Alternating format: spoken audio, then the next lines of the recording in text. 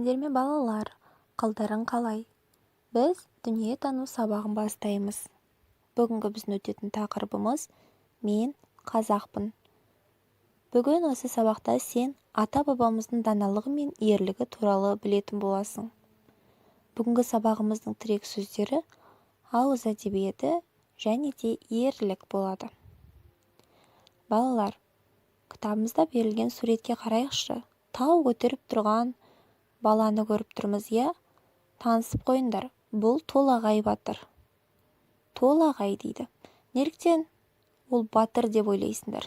Оған неліктен Толағай батыр деген атақ берілді? Сол жайлы көрініске назар аударыңдар. Ертеде Саржан атты мергеннің кішкентай баласы дүниеге келіпті. Сәбидің атын сіз қойып беріңіз. Бәрекелді балам. Батырдың жүрегін берсін. Балуанның білегін берсін. Есімің сенің Толағай, Толағай, Толағай. Батыр болсаң жауға найзаң тисін. Бай болсаң елге пайдаң тисін.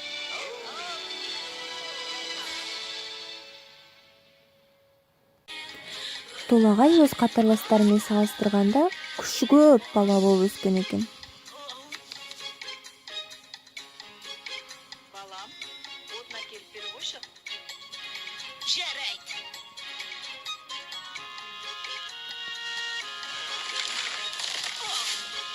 Мінеки. Ай.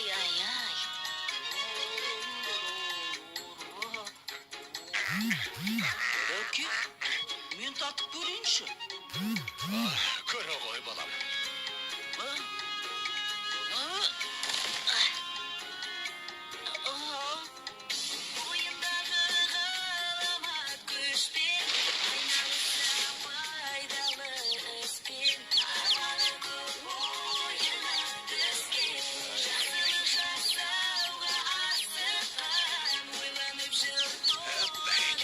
Тек күшті ғана болып қалмай, ол ақылды болған екен.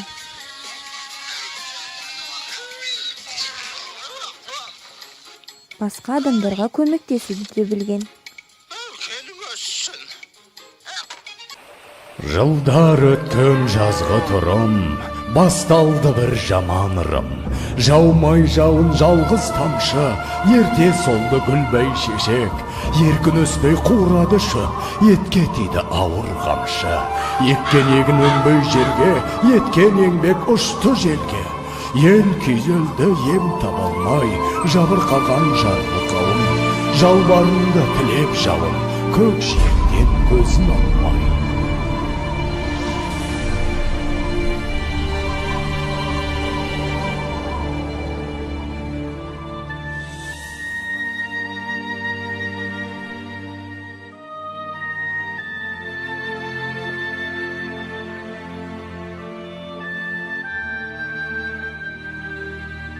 Қалай жауын жаудырам, ел сусынын қандырам. Апа, айтыңызшы, қай жерде жауын көп жауады?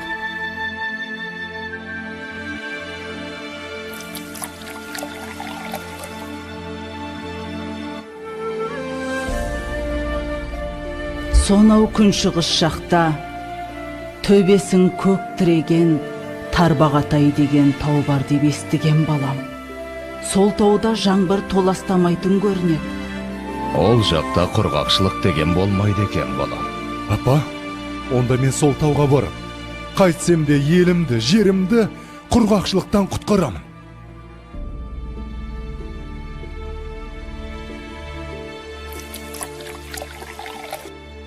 Жолың болсын балам.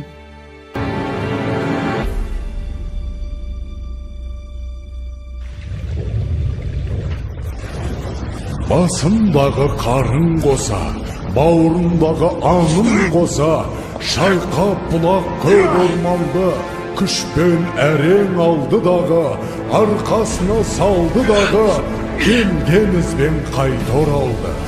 Арқалады ауыр тауды, жаншып бара жатыр жанды.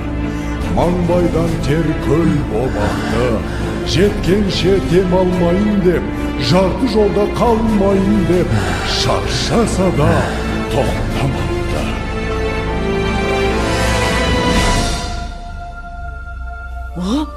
Болт келе жатыр! Болт! Қане, қайда? Астапыралла, тау жылжып келеме өзі. Ой, бірай, мынау бізді Толағай ғой. Апа! Толағай тау көтеріп келеді. Енді жаңбыр жауады. Не дейді? Жаңбыр жауады дей ме? Құдай тілеуімізді берген екен ғой.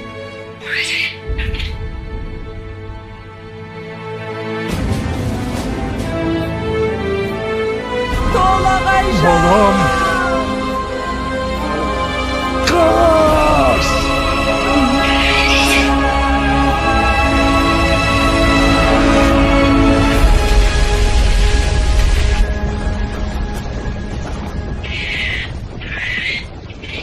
Жалғызым.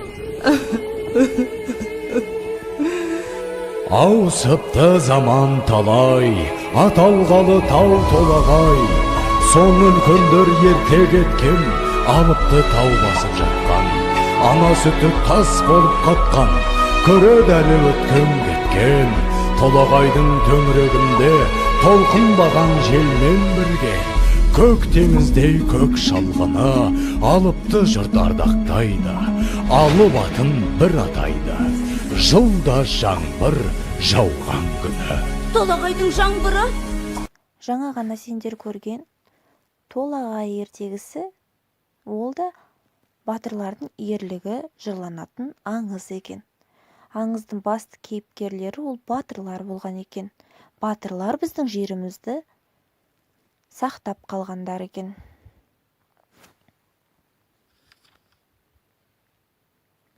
Батыр туса ел ірісі, жаңбыр жауса жер ірісі дейді халықтан алғы. Балалар, осы мақалды қалай түсінесіңдер? Батыр туса ел ірісі, жаңбыр жауса жер ірісі.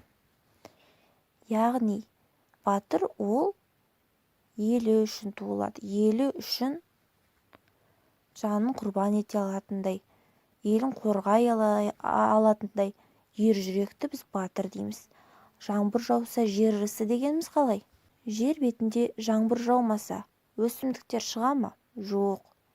Жаңбыр не істейді? Өсімдіктерді сақтап қалушы. Дәл солай батыр да өзінің елін сақтаушы болып саналады екен. Енді балалар, суретке қараңдаршы. Бұл бізде Қасым хан екен. Ол елін сүйген, қолына қару алып, елін, жерін жаудан қорғаған батыр. Қасым хан жайлы біле жүріңдер. Ол біздің қазақтың белгілі ел билеушісі. Ол билік еткен уақытта қазақ елі басқа халықтарға танымал болған. Еліміздің шекарасы осы Қасым ханның тұсында бекіген екен. Балалар, сендер білесіңдер ме? Әрбір халықтың, әрбір ұлттың өзінің тілі болады. Тілі жоғалған халықтың елі де жоғалады екен. Енді балалар, сендерге тапсырма. Басқа елдегі досыңа өзіңнің халқың туралы айтып, шағын хат жазыңдар. Жұмыс дәптерлерінің 37-ші жұмыс парағында берілген Толағай тақырыбына қатысты тапсырманы орындаңдар. Толағайдың заттарын тауып, олардың суретін бояңдар. Артық заттарды сызып тастаңдар. Жақсы балалар, бүгінгі сабақты түсіндіңдер деген ойдамын. Келесі кездескенше, жас дос.